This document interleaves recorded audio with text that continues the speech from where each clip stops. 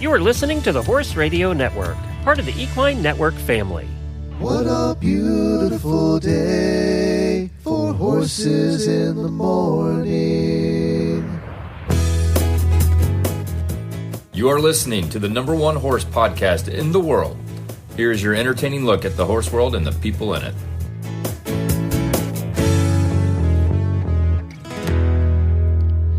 Well, good morning, everybody. I am Glenn the Geek in Ocala, Florida. And this is Ashley Winch from Albuquerque, New Mexico. And you're listening to Horses in the Morning on the Horse Radio Network for Wednesday, October 15th, episode 3797. Good morning, Horse World. Well, good morning, everybody. Wasn't I just at your house last week, Ashley? It doesn't feel like it feels like yesterday. It does. It does. I don't know feel how like a week has passed already. I know. Time does fly. Guys. And you should just stay here. You spend all that time planning for vacation and then it's over. Like quickly. I know. It's like we were flying home and I was going, didn't we just plan this the last 6 months and it's over already? Glenn and I were both texting each other on Monday. Like, can we go back to vacation? Yeah. Yeah. Well, we had all kinds of technical trouble on Monday. So it was like, welcome back. Well, today we're not going to have technical trouble. We have Dr. Declue on. She's actually a podcaster and she's going to tell us all about Shivers. We had a listener named Wendy who wanted us to ask about Shivers, and it's something we've never talked about on the show, believe it or not. We're going to talk about the symptoms and is there any treatments for it? And then our local event highlight is Auditor DeYoung, and she's going to share about a holiday tradition that is called the Lawrence Old-Fashioned Christmas Parade, and that's in Lawrence, Kansas. So we're going to get her. I love talking about local events. If you have a local event that's horsey related in your area, let me know. Drop me an email at glenn@horseradionetwork.com. We'll have you on. I realize that this is local and people, not everybody can get there, but you know what? It's fun to hear about these local things that are horsey related that people do. So exactly. I like to hear about them. So definitely let us know and we'll get you on the show. There's going to be no post show today because Ashley and I both have meetings today. So we're going to have to get to those, but we're going to do a post show actually, and we're going to do it as part of the end of this show because usually when Ashley's on, we do a post show and we talk about the network and everything. Well, Ashley, we haven't talked since you've been the new boss. Officially. Well, other than when you were here and we were talking. But I've been on the show. I've been on the show. Not on the show. So we're going to do that at the end, and we're going to open it up to everybody, not just auditors. So we'll do that as part of the show. A peek behind the curtain. Jamie is still doing her clinic. She posts every day. It seems to be going great. And I texted her. Everybody's having fun. Yeah, she said it's going terrific this time. So good for her. I know that she'll have a lot to talk about when she gets back here on Monday. Thank you. I did thank you on the show on Monday, but you weren't here for inviting us out and putting up with us for a couple of days. We really did appreciate it. Albuquerque's a cool town with unbelievable scenery. Yeah. No, we loved having you guys. It was an absolute pleasure. Did the little guy miss me at all? We played a lot together. Yes. Levi loves him. We call him Funkle Glenn. He's the fun uncle. And they were just laughing and playing, and it was so sweet. It was just a pleasure. I was so happy to cook for you guys. And I did thank you on Monday for the good meals because you're a great cook. So I love it. It was just so fun. We spend so much time together virtually and not that much time together IRL. And so it was almost like surreal. We'd wake up in the morning and have coffee together like normal people. That's right. Like, this is so weird. And I actually got to see your husband, which we never get to talk to him either. So I know. You guys even went out and did your own boys hike. Yeah. He tried to kill us. He did that. Well. Ray and I, who are from flat, 100 feet elevation, climbing to 7,000 feet. But yeah, it was fun. We had a great time there, and we had a great time. The Balloon Festival was a lot of fun. We had a perfect morning for it. Yep. And we got to, we hung out in front of the largest cow that anybody's ever seen. And the cow was my favorite picture. Yeah, the cow actually got off the ground, which was about the size of 3 regular balloons. It was huge. And it didn't go very far, which I can understand because it was enormous. It was just enormous.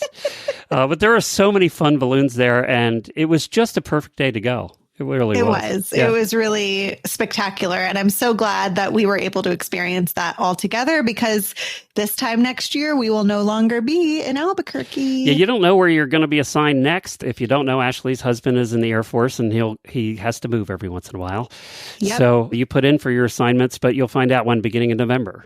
Yeah, I think like 3 weeks. When will you move then? Middle of next year? Next summer. Okay. Next summer. So I just don't know if that means May, June, July, but it'll be next, which is why I can't go on the cruise. Right. Because you don't know when you're moving. Rude. Darn Air Force. And I got to see him in uniform for the first time. I've never seen him in uniform either. So it's like weird seeing him in uniform because that's not my picture, right? So right, exactly. Yeah. Like, oh, whoa, he is a serious dude with a serious he actually has a lot of stripes and things. So there's that. What's his rank again? He's a captain. Yeah. Mm-hmm. So there you go. People actually have to like salute him and things. Yeah, and it makes me laugh. I bet it does. Because there's no saluting at your house. No, if anything, he's saluting me. Let's be honest here, okay? He was kind of, actually. That was kind of the pecking order at home. Levi first, Ashley second, husband third. That's the way it went. Exactly right. Yep. All right, let's do some Daily Whinnies.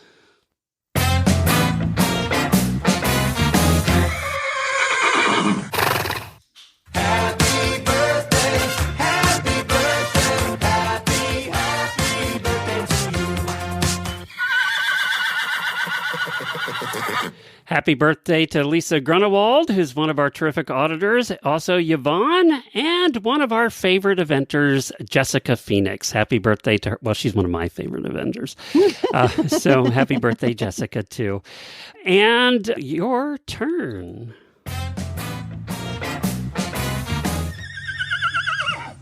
Well, that's a new one. I think that's Butters. Baby Butters. That's Butters. Oh, I like it. Yeah, that's Butters. I like it. Well, my Daily Winnie goes out to our newest auditor, Amanda Morse. Welcome to the best part of the internet. And Amanda did join the Facebook page already, so thank you for that, Amanda, and thank you for supporting us and for supporting the hosts. The hosts do get part of the money that's donated every month, gets kicked back to Jamie and some of the other hosts on the Horse Radio Network, so thank you for that, Amanda. We do appreciate it. I have a couple of news stories here if you want to do those, Ashley. Yeah, let's do it. The dispersal of the DeWayne Lucas estate, or part of it, there were 409 items. Of course, DeWayne Lucas, one of the most famous trainers, thoroughbred trainers of all time. I was surprised they got this together so quickly, to be honest. Honestly, really, yeah. Because you got to imagine he had a lot of stuff. Well, they had 409 items in this auction, and I'm sure that wasn't all of it. There were all kinds of things, from halters to all of his signage from around the barns. Which, oh my gosh. It must have been 100 signs from all his different barns. And, you know, that's kind of a cool thing to buy, you know. And they did go for $700 to maybe $2,000-$3,000 just for a little wooden signs that has his name on it. Wow. One of the highest signs. Piece of history. Yeah. One of the highest signs was his parking spot from, I think it was Keeneland or somewhere. And it's DeWayne Lucas parking. And that one went for a couple $1,000s. But I have the highest items here, one of the 4 highest items. You want to hear those? Sure do. And these sold, this ended yesterday, I think. So the Longines Kentucky Oaks 148 watch. That was for a horse by the name of Secret Oath. And I think it had the horse etched on it or something. It was $8,100. Oh my gosh. His saddle, a Powder River saddle, 17-inch with Sierra silver and a bridle and bit. Are you ready for this? $55,000. I'm not sure why. He had other saddles, and the other there was another saddle that went for like $8,000, and one that went for $3,000-$4,000. I don't know why this one went so high. So if somebody could explain that, let me know. $55,000. Oh my God! Like, how many horses could I get for that? Yeah. Not honestly. Too many in his league. But no. His personal men's Rolex watch, the one he wore all the time. You ready? $24,000 for that. I mean, honestly, for a Rolex, that's a pretty good deal. Yeah, and it was one he wore, so you're getting so you get all the good luck, that's been worn into it. If you're the guy who can afford a $24,000 Rolex, DeWayne Lucas's, do you wear it or do you display it? Oh, I wear it, and like before I even introduce myself, instead of like putting my hand out and shake, I'm like, oh, here's my this wrist. Little thing. This is his watch. Oh, and by the way, my name's Ashley. Yeah, I paid $24,000 for this. He had a pair of his own personal custom spurs that did have his initials on them. Went for $8,600. I can, that's kind of a cool thing, because you put it in a box and you hang it on the wall, right? And you have a plaque. But there were halters from some of his horses over the years, and his saddle trunks and his tack trunks for over the years, wooden ones. There were all kinds of plaques for his horses. So, there was some cool memorabilia there that I didn't see a total of what the sale was total, but I'm sure it was over $1 million. I mean, there's some boots and hats. Yeah. It's everything. There was all kinds of stuff in there. So, yeah. So somebody got some memorabilia out of that, of all 400 items that went up for sale. Did anybody tell Jamie? I know she's having her clinic, but I know she saw it. Okay. I didn't see. She didn't tell me if she bought anything, and probably because she didn't want Chad to know, because nothing went cheap. So anyway, that was the first news story I had for you. The second was, this happened out of Australia. We have a lot of listeners in Australia. A record-breaking event happened in Australia. The previous records happened in Canada and Australia. So they broke one of their own records, and it was the number of horses that were hitched to a wagon. Oh, my. It was 62. The previous record was 50. There was a 50-horse hitch in Canada in 1995 and a 50-horse hitch in Queensland, Australia in 1980s. And they broke that by hooking up 62 draft horses harnessed in a single team, which means that it was all driven by one driver. Oh, my God. And that was October 4th, 2025, and that was at the Good Old Days Festival. Talk about a local event that'd be fun to go to. Yeah, really. The Good Old Days Festival at the Barellan Showgrounds in New South Wales, Australia. There's one to add to your list. It saw 62 heavy horses, including Clydesdales, Australian Drafts, Suffolk Punches, Shires, and they were hitched to an antique Bennett wagon loaded with 6 tons of wool. Oh, my gosh. The team was guided solely by voice commands and from 3 experienced teamsters, Bruce Bandy, Steve Johnson, and Alex Burzins. They were the drivers, quote unquote, and they were all voice controlled. All those horses usually are that are in those teams. But I saw a video of it. It's something to see. And they turned and did everything you would expect them to do. It was quite a video to see. I'll post a link to it in the show notes so that you can all watch the video of 62 horses pulling a wagon. I mean, it's unreal. It's It unreal. is unreal. I'm looking at the article now, and I love the end line says, Mr. Johnson said after a few months preparation, it's time to celebrate. I'm sure there will be a few drinks tonight, and the horses will have more hay. They are Australian. I guarantee you there's going to be a few drinks. So there you go. A third story I have for you is nothing horse related, but for all of you cancer survivors out there like me, and I know there's a lot of you that listen to this show, we have some hope. University of Florida scientists have developed a groundbreaking mRNA cancer vaccine. I'm just going to read this because I think it's so important. Scientists at the University of Florida have created an mRNA cancer vaccine that could revolutionize cancer treatment. Unlike chemotherapy, this vaccine trains the immune system to recognize and destroy cancer cells without the side effects. The vaccine activates the body's natural defenses, triggering immune responses to attack multiple tumor areas simultaneously. It also forces cancer cells to expose themselves by producing a protein that alerts the immune system to their presence. So it wakes them up, forces them to display this protein, which then allows your own immune system to attack it. That's pretty cool. In preclinical trials on mice, the vaccine not only eliminated tough tumors, but also prevented them from reoccurring. Because that's another problem. You get cancer, you get, quote unquote, you go into remission. None of us are ever cured once you have it. Right. But you always have the threat, and we always think about this as cancer survivors, of it coming back. You're thinking about it all the time. Sure, it just doesn't go out of your brain, right? So they're going to do human trials next, and if this works, I mean, this is revolutionary for cancer therapy. So fingers crossed that this one actually works. Just think about longevity. Yep. I mean, this is crazy. It's a whole different ballgame if they actually... Now, you said before the show that you actually read something similar happening in China too, right? Yes. Yep. I just read I thought it was the same report, but they're just different labs working on similar things. So let's hope one of them figures it out, right? Yeah, no kidding. I actually hope the University of Florida figures it out because it's right here. And, I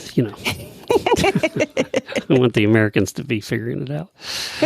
But I'm partial. They live literally down the street from the University of Florida. I live 11 miles. I ride my bike through there sometimes. So why don't you talk to us about State Line Tack, and then we're going to get to our first guest.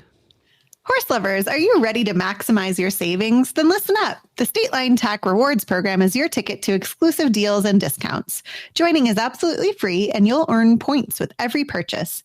These points unlock member-only coupons, special promotions, and early access to their biggest sales. Plus, you'll be automatically entered into monthly prize drawings. And who doesn't love winning free stuff? Come on.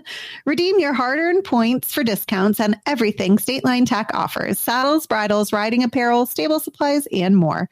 Don't miss out on these incredible savings. Visit statelinetack.com to sign up today and start earning rewards. And as always, don't forget our HRN coupon code that gets you 25% off any $49 order. Enter coupon code HRN at checkout. Please note that some products are not eligible for the additional discount due to manufacturer restrictions, and these are noted in your shopping cart. Yeah, just put all the stuff in your shopping cart, put the code in, and it tells you which ones get what. Yes, that's how I love to shop. And then I like to pretend that I'm really rich and can afford it all. Then I take it all out of the cart. Well, next up, we have one of our terrific auditors, Julie DeYoung, is joining us to talk about something really fun.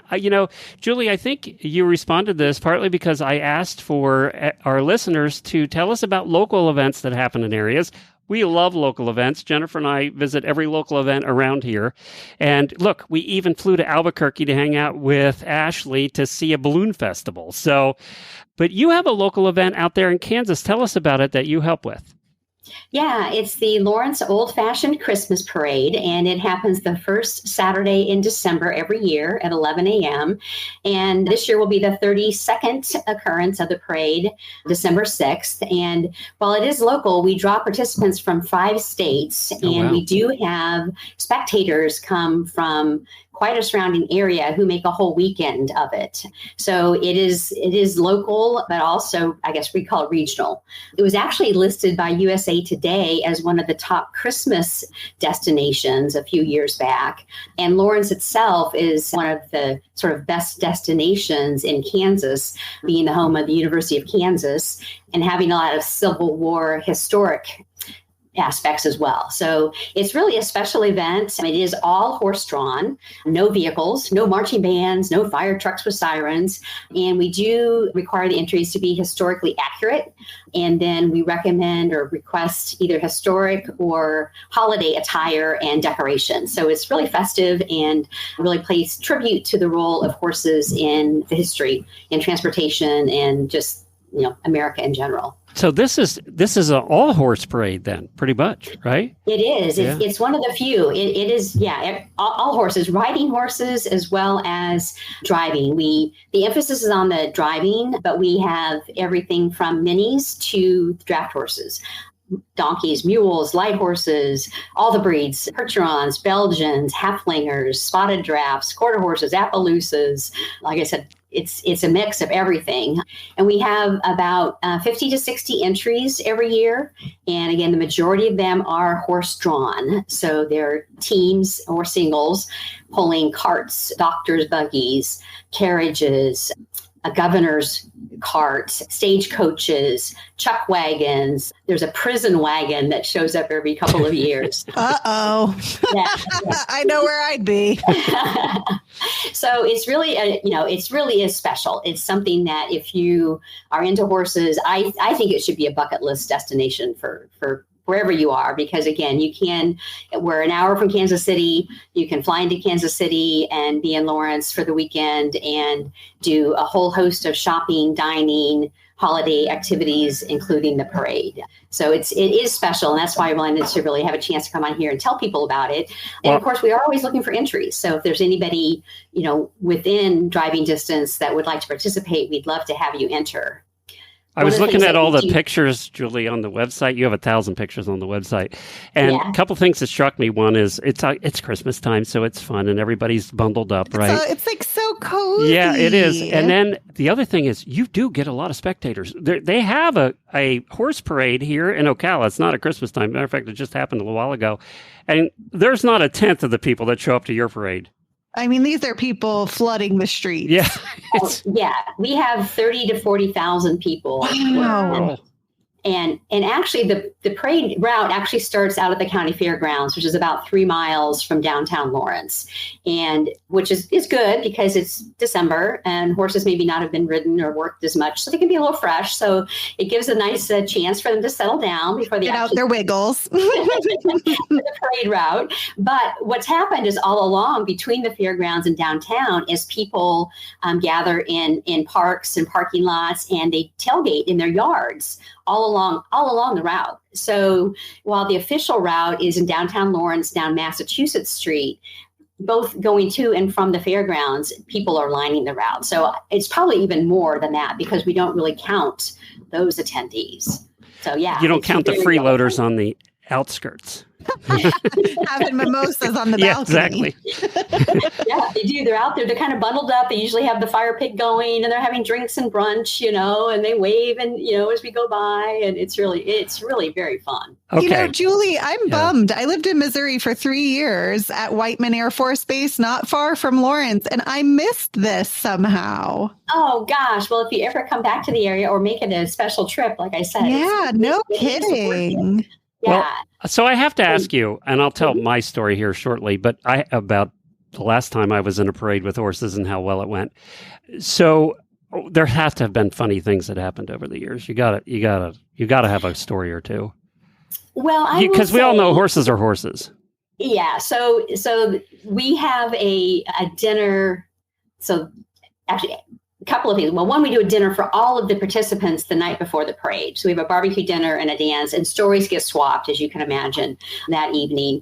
But even the night before that, we have a group of outriders that come in from actually Nebraska and Western Kansas. A lot of our outriders are cowboys come in from ranches in Western Kansas to help us out.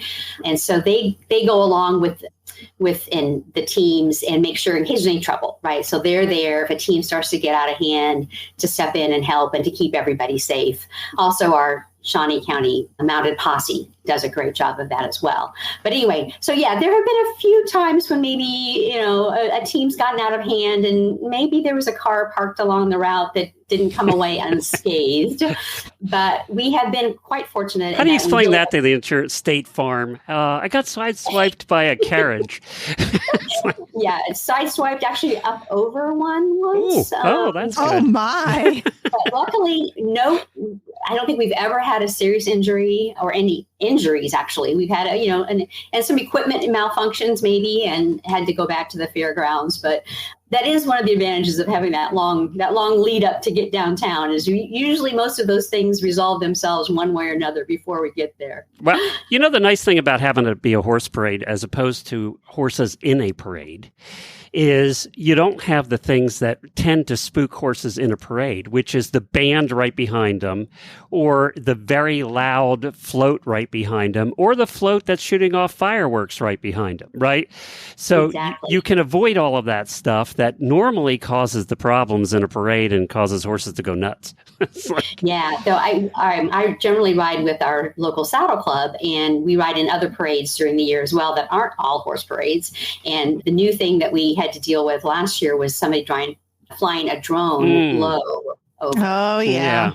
So that's so new hazards do come up, but we don't have to deal with, like you said, the fire truck sirens or the marching bands and things like that can just the jingle bells and the jingle of the harness and the clattering of the big wagons that some horses maybe aren't used to. But again, they're usually able to get over that at the fairgrounds before we head out on the route.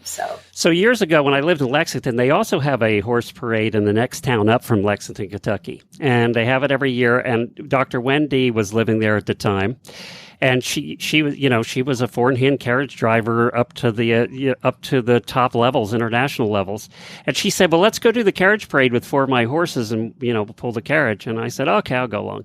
And it was Jennifer and I, and she had to help her along. And we get to the beginning of the parade, and the horses wanted none of it. They may have been competition horses used to a crowd, but they weren't used to this crowd.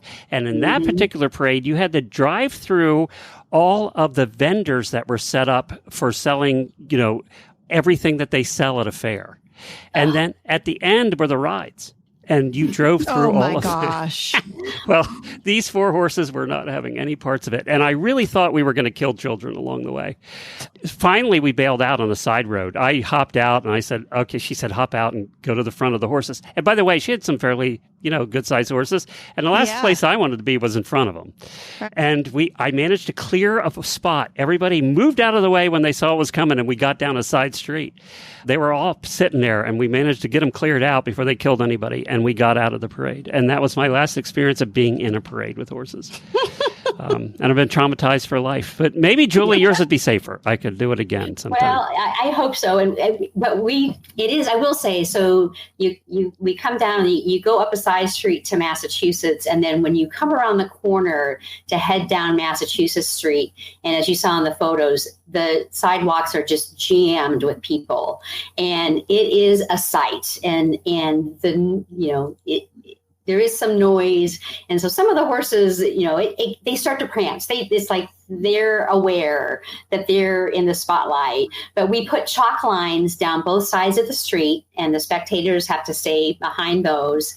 And I mentioned the outriders. And did you explain to the horses ahead of time that they have to stay behind those? They do a remarkable job, and we've talked about. Because once in a while we have 2 horse hitches. Mostly we've had some 4 horse hitches. We've talked about, would love to get some 6 horse hitches there. That corner might be a little tight, but then we talk about the hitches and one of our committee members, who's a draft horse driver herself, she said, it's one thing to have those big hitches in an arena where they really can't go anywhere. And it's another thing to maybe have them out on a street with, so that, not every team, not every hitch is a parade hitch. So that's something we try to keep in mind. And again, that's part of the role of the outriders. And we actually do have folks checking all on the route to make sure folks can be safe when we get there. So, but we have entries that have been coming almost every year. So, and it's now become multi-generational. So the kids that started coming, we have one outrider whose family still comes. He started coming, he was 5. He's 30 now. His family still comes and participates. We have another entry that I think they've been in about 10 years now. The first parade, she was pregnant with their first child, and they now have 4 kids, and they're all in the wagon with them. And so it's become a family tradition for many of the entries, but also for spectators. A lot of people that come tell us that it's a family tradition. It's how they kick off the holiday season. And they'll have 2 and 3 generations of the family come and spend the day, come to the parade, and then go to downtown Lawrence Christmas shopping, or they go to breakfast before, or they go for lunch afterwards. There's a large holiday craft fair that the city of Lawrence puts on that same day. So there's a lot of things going on around the parade to really make a full day and weekend out of it. Oh, what fun. This is great. So they can go to lawrencechristmasparade.org is the website to find out all the details. What's the date this year? December 6th, Saturday, right. December 6th. Saturday, yep. December 6th. All right, very good. And I'm sure all the details are on the website about where to park and all that stuff too. So yeah, they are. Yeah. And then for more general Lawrence tourism information, explorelawrence.com is a great website, and they have the full list of all weekend activities, lodging, all that kind of good stuff, explorelawrence.com. Very good. Well, Julie, we appreciate you doing this for us, and thank you for being an auditor also and a listener to the show. We appreciate that also. Sure, you're very welcome. Hope to see you guys at the parade sometime. Well, Daily Dose Equine offers a full line of handcrafted horse feeds to maximize the health and performance of horses and ponies of all ages. Each custom feed has been developed with whole grains and non-GMO ingredients to eliminate the risk of herbicide contamination. Daily Dose Equine are horse people, and they have seen firsthand the difference that superior nutrition can render in your equine partners. At Daily Dose Equine, they never forget that natural is better and simplicity is key. To learn more, go to dailydoseequine.com, and you can buy it right at Tractor Supply or at Chewy. So go to either one of those, and you can buy your Daily Dose Equine products right there. So we recently had a listener, Wendy, ask us to have someone on the show to talk about Shivers. I'm so excited to welcome Dr. Declue from Ocala, Florida.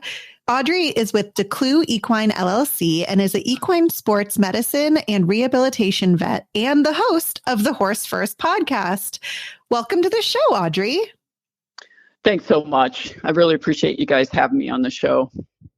Well, I have to ask you first and foremost, what exactly is Shivers? Because to me, this sounds like some Victorian fainting spell disease. That you should be able to cure it with something out of a bottle that's With green. a tincture. Yeah, exactly. I wish, right? So all Shivers is just a layman's term for what we see clinically in a horse that looks like they have severe muscle tremors, shivering. But what it really is actually a movement disorder. And a movement disorder involves, it can be part of your brain and spinal cord, like in Parkinson's, or like a spinal cord injury where it creates dystonia, where you have muscle contraction caused by a central nervous system problem. Or in the case of Shivers, it's nerve damage that leads to kind of a motor dysfunction of your muscles, such as, you'll see muscle weakness or other kind of muscle related problems with dexterity or just movement, like bringing your leg forward or anything. So that's it. It's classified as a movement disorder clinically, and that involves a lot of things, your whole entire body.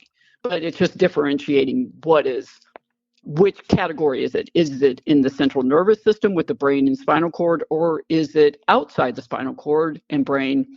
And with Shivers, we see it in all species. So all equid species, okay? Right. So horses. So that includes donkeys, mules, miniature horses, hackney ponies, any kind of pony, warm bloods, Pasafinos, any type of equine species, we see Shivers and clinical signs of string halt in these horses.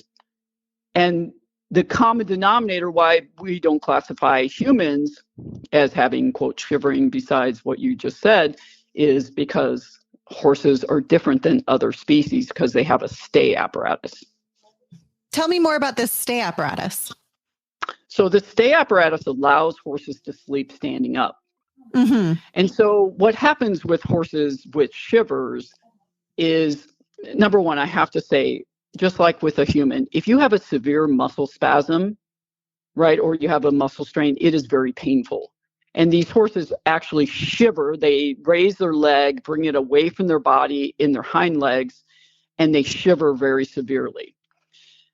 I'm a history. I always do a lot of research. And if you just give me 1 second, I'd like to just give you a little historical perspective about this. We love history. You are talking to the right people. Okay. So the veterinary profession was established in Lyon, France in 1761. Okay. Veterinary medicine has been practiced since then, even as far back as 3000 BCE. And in China, they called horse veterinarians actually horse priests, where they used acupuncture and herbs and all that stuff. And so I'm a numbers buff. I'm all about data. And so the veterinary profession has been actually known since 1959 how many veterinarians there have been in the world. And if you go from 1959 all the way to 2025, there's been approximately 600,000 vets per year, and which is about 39 million for worldwide since that time. So 4%, 3 to 4% are strictly equine veterinarians, which is about 1.6 veterinarians, okay? In all this time, 1.6 million veterinarians since 1959 to now. And previous, like this doesn't include previous. Nobody's been able to figure this out. Wow. Horses were yes, this is an interesting fact to me. So in 1880s, there was a guy named William Mitchell and William Williams. In the 1800s to 1930, there were 3 people, William Williams, William Mitchell, and J.R. McCall. Oh, thank God the third one wasn't a William. I was going to lose my mind. I know, right? When I was doing the research, it's really interesting. So these guys actually wrote, and you can look it up and find it. They published their thoughts on what's causing shivers and string halt in horses. And their hypothesis, I didn't find this out until I'd already been treating horses for years. They had the same hypothesis that I did without knowing what the cause was. And so what happened was, as the Industrial Revolution started, second Industrial Revolution, there was cars and everything else. The amount of shivers and string halt, which was they considered as common as dirt, started dropping off. Well, as the sport horse industry started coming into prevalence in the 1980s, so did the amount of shivers and string halt, that especially shivers, that we saw in sport horses. And then in the 2000s, when the sport horse industry is becoming at its highest peak, 2010, that's when people are like, we got to figure this out. So what happened was, there was a paper that came out in 2015 called and the title of the paper is "The Equine Movement Disorder Shivers is Associated with Selective Cerebellar Purkinje Cell Axonal Degeneration." I know that sounds confusing. The first time I read the paper, I was like, oh my God, I can't read this. But what it means is that they're saying that the cause of shivers in horses is in the cerebellum, which is the part of the brain that controls more motor function. Correct. But it was only over 5 shivers horses. So a very small sample size. Right. And it wasn't even the phenotype of the horses that they say have shivers, which is draft horses and big horses. It was 4 warm bloods and 1 thoroughbred. But the thing is, if you're a veterinarian, and even if you're a doctor, right? Anyone, the 1.6 million veterinarians that are veterinarians since 1959 to the current, everybody knows, they should know at least, the cerebellum does not directly move muscles. It doesn't control muscles. What it does instead, it's like this little control center, right? That coordinates voluntary movements, which means, you see what I mean? Like, it refines your movements. It's like this fine tuning little thing, like how we used to do the ears on the television, right? To get a channel in. Right. That's what it does. It doesn't switch the channels, or it doesn't, right? It just fine tunes. And not only just fine tuning it, but the sequencing of the muscle contractions, which helps you with your balance, with your posture, and also with motor learning. So if the cerebellum is damaged, it only affects motor coordination, which means you don't walk, you don't have good balance. If you're human, you slur your speech. You have, besides, if you drink alcohol, that's not the cause, but but also motor tremors, like you would have tremors. So if it's a horse, okay, that has shivers, the thing is that if it's a cerebellar lesion, it affects the entire body. So shivers horses usually have shivers in one leg. So how can it be a cerebellar lesion? Huh. Uh-huh. And even if okay, you're asking more questions than you're answering here, Doc. I know. These questions are logical. And so if, say, for example, it's in the cerebellum, your control center of your fine motor movement, and that affects your entire body, there's no possible way that a shivers horse that has it in one leg could be in the cerebellum. So before we run out of time, though, I got to find out, is there any treatment at all? Yes, but most importantly, Glenn, what is the cause? Yeah, I don't know that we have time to get into that. Well, we need to, just real briefly. Okay. So the cause is the iliopsoas muscle. And the iliopsoas is the tenderloin that we eat, the filet mignon. And it's the only muscle under the spine. Okay. And that muscle has a thick iliac fascia that compresses, when it's injured, compresses the ventral nerve roots coming off the spinal cord, or the plexus, which goes back to the electrical part, the wiring. And that is what is responsible for creating the clinical signs. And to answer your question, yes, there is a treatment, but it's not a cure. Right? If these horses are injured, a lot of horses have iliopsoas injuries, but they don't have shivers clinical signs. And so the difference is that there's nerve damage versus non-nerve damage. So just the muscles involved, the iliopsoas is involved, versus the iliopsoas with swelling, pushing up on the nerves and compressing the nerves. So one is just a muscle problem. The other is a muscle with a nerve problem, creating the clinical signs. Being a person who has nerve problems, I hate to hear that because they're so difficult to make better. So that's the thing. It's a very good point, Glenn. So this is a management issue. If I can treat the horses as soon as they develop the clinical signs of shivers or string halt, I can pretty much, quote, get rid of the clinical signs. But for months and months and months, as you know, for months and months, I have to treat the nerve problem because there's nerve damage, which takes a very long time to heal. So this is a And is that reducing issue. Inflammation? Is that how you do it? Yes, it's all ultrasound guided technique. And I'm actually with another couple of veterinarians. We're working on a surgical technique for horses that have chronic, quote, shivers clinical signs. And so the thing is, the good news is there is a treatment, but it is not a cure, right? There, except for acute cases. You're just making them more comfortable, basically. Not just comfortable, but yes, you're calming the nervous system down and you're getting rid of the spasm in the iliopsoas. And so then you can manage these things, right? And the horses can live a healthy life. And are they productive after that? They can compete and everything or not? They're competing even with shivers, Glenn. Yeah. The thing is this is always progressive, as you know. If you don't take care of a nerve problem, it's always progressive, right? It doesn't get better without you doing something about it. So that's what I mean. That is the good news for this. The history is just the history, but it's also to realize that nobody else has figured this out. And unfortunately, when that paper came out in 2015, I had to do something, or Glenn, nobody would know who I am. Yeah.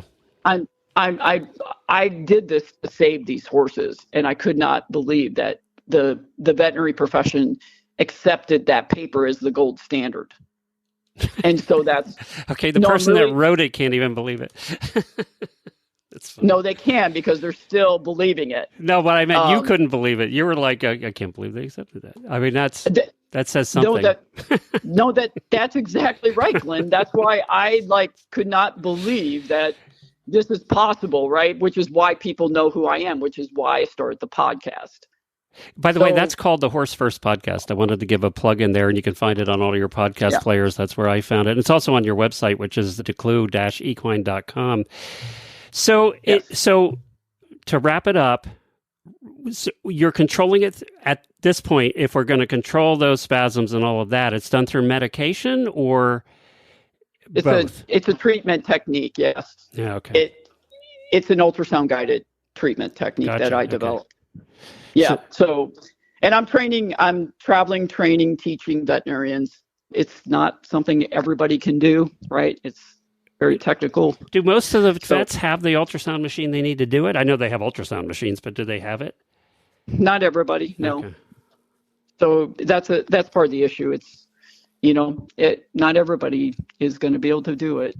But I can teach people about it, which is my goal. I'm working on a couple papers to get published here. So, I lived in my own little perfect bubble, and unfortunately now I'm outside of my little bubble, and all I care about is the horses and helping them and managing an injury that can be prevented and treated and managed.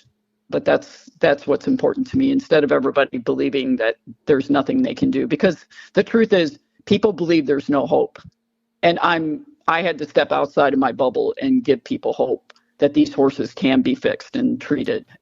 And that's my main objective. Well, good for you, because it sounds like not too many others believe that. So, I mean, that's, we have enough problems with horses, let alone ones that we think we can't fix that maybe could be at least managed, right? So. Correct. Yeah. And it's the prevention, and we didn't go into that, which is not important, but it is prevention too, which is what I try to educate veterinarians on. So, but my goal is always, putting the horse first and doing what's right for them. And, this is one of my biggest issues, is a profession accepting something over 5 horses that logically doesn't make any sense, as you guys can understand just by me explaining it in a very short manner.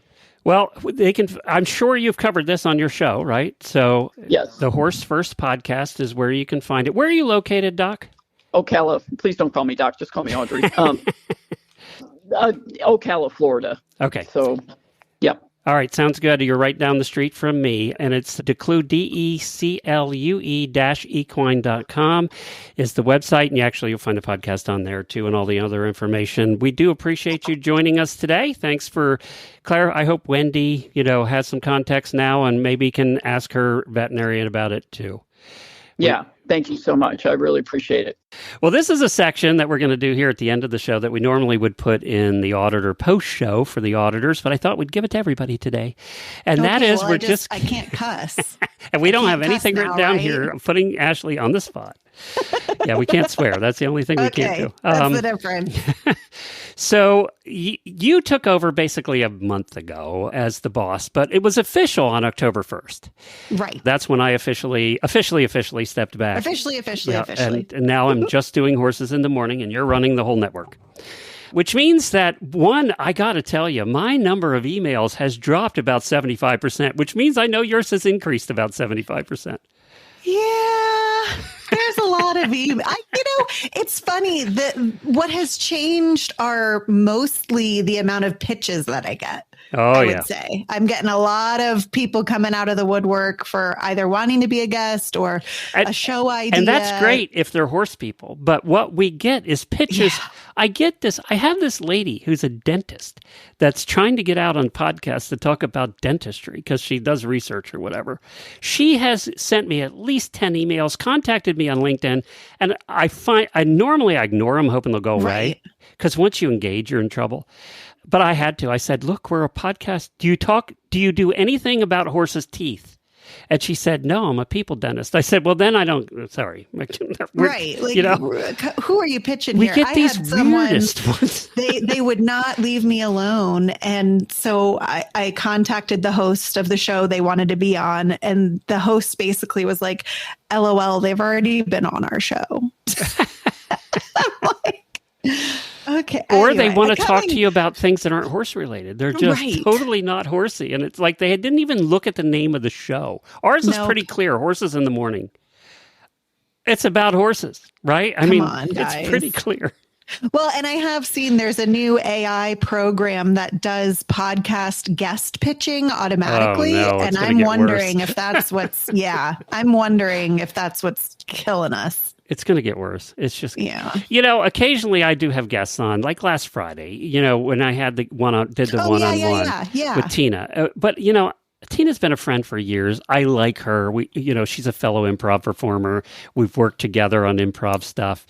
And I just wanted to have her on because I wanted to have her on. And it's your show. You can do that. And I'm going to occasionally do that more. And I know not all of you are interested in her kind of content, but I was surprised at the number of auditors that posted that they thoroughly enjoyed her interview and didn't think they would. There was a lot. Yeah. There was a lot of positive about that interview. And it looks like everybody really enjoyed Jamie and Tad's conversation. That was the best interview Jamie's ever done. And I'm going to put that one up for awards next year because good. That was an excellent interview she did. I was so proud of her that day. Aww. But, number of emails. You're getting all mine now. Thank you for that. I appreciate it. The other thing you now have to deal with, you didn't have to deal with before, was budgets. And I know you had your first budget meeting, so that's always fun. You guys, I'm just going to be real. And this is how it is in the auditor room, because I'm just here talking to my friends. There's a reason that I talk for a living and don't live in spreadsheets. Although I will say one thing that I have had to live in spreadsheets, right? One thing that AI has helped with is spreadsheets. And I will tell you that I am using AI more often now with help with spreadsheets and things like that. Oh, yeah, because you can say, add column 9, just tell AI, add column 9 to column 4. Because I don't know how to do those functions. So you can get AI to do stuff that you couldn't get it to do before. Can I just get AI to attend my budget meetings and read them? Yeah, I'm like sure I the could boss train would it love to that. have my voice, and I'll just be like, "Oopsie, I'm camera off," and I'll just let AI run the whole meeting. You know, I It'll be will great. say you have a good boss. She's also my boss, I Yes. guess, roundabout. But she was my boss for the last 3 years, and she's terrific. So She's fantastic. She's been absolutely wonderful to work with and for, which made my transition so much easier over the last 3 years. But, you know, that is one good thing is she's terrific, and that makes it a little easier to go through those meetings. It does. It does. I mean, you know me. I was, of course, cracking jokes left, right, and center, which I'm sure you're not supposed to do in budget meetings, but I was bored. So I also know you, and I also know you were very prepared for it because Ashley's very prepared for whatever she does. So yes, I know you were more prepared than I ever was. So it was great. So now you're also taking on new responsibilities in that part of what Ashley does. There's a lot of things you don't see behind hosting, right? Beside hosting the shows, you host a couple of your own shows you have to prepare for, but you're also dealing with all the sponsor stuff now. And that may not seem like a lot, but she coordinates all the sponsor, the text, the ads, making sure the social media gets done for all the shows. And that's a lot of sponsors. Yeah, that's a big one. It's a interesting transition because I feel like before I knew everything existed, right? I just didn't. I like tasted it instead of having the whole plate, and now it's like a 12-course meal. And I'm full. Right. Right. Right. Or I was doing part of it and then, you know, slowly Right. pushing it off onto you. Right. But, and you know, we were lucky to have that transition period too. Oh, yes. A lot of people don't get that. I mean, Glenn is absolutely lovely in that he's still supportive when I have questions or we go down a squirrel in a meeting. And so it's not like I'm out here all alone, deer in the headlights. I very much have a safety catch net in Glenn and Jen. I have done it for a little while. You know, just a bit, few years. minute or two. Well, you're doing a terrific job. Thank you for taking over for me. I really appreciate it. Well, thank you for creating all this so that I could grow up to tell people that I'm just a grown up weird horse girl, which Glenn, I know you're not into fashion the way I am, but it says horse girl fall. Has anybody told you this yet? Like No. It's in vogue. It is everywhere. It is horse girl fall. And So they're wearing fake fake breeches that don't look like Yes. breeches and with Yes. patches where they shouldn't horses be patches. on all the and- sweaters. Yeah. But you guys, this is breaking news. Horses in the morning. I'm going to take full credit for all of this. That horse girl fall in fashion is because of my promotion. And I just wanted to tell you all that you're welcome, that we are you finally getting a commission mainstream. on all of that Oh God, could you imagine? from the major manufacturers? You're not getting a commission? I even saw someone was unboxing a Birkin saddle for their horse, which a Birkin handbag is like hundreds of thousands of dollars. It's horse girls. We're here. We're having a moment. That is not a hearse And I girl love that it. listens to this show. No, No. but we can still laugh at her.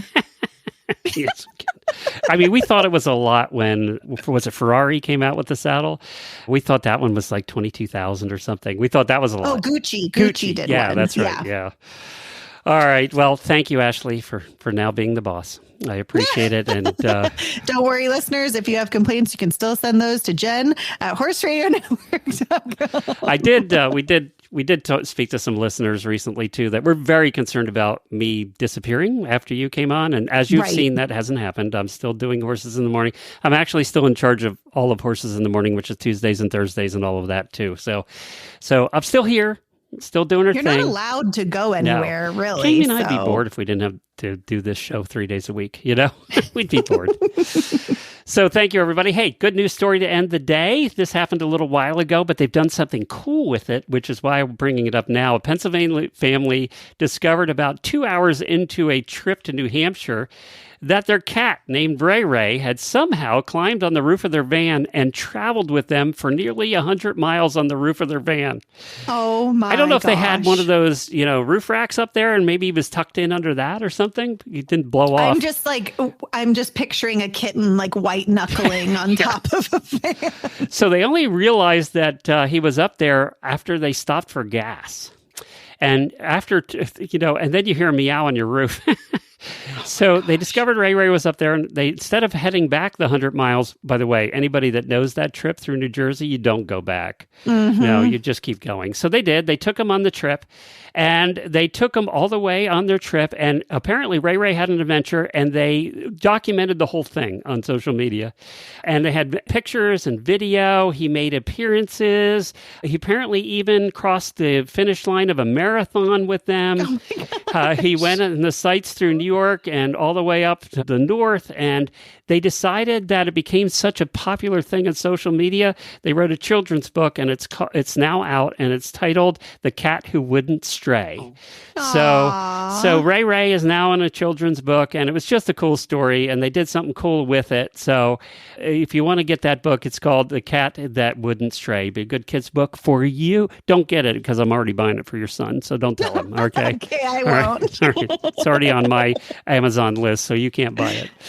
All right. I got to get Levi something. He's now my buddy. He is. He loves his Uncle Glenny. They all love me. Then I stopped loving them about junior high level. That's when you can have him, when he gets obnoxious and rude. When he's stinky. Yeah, when he that's right. When he won't take a shower for 3 weeks and when he's rude, you can have him back, man. Thanks, bud.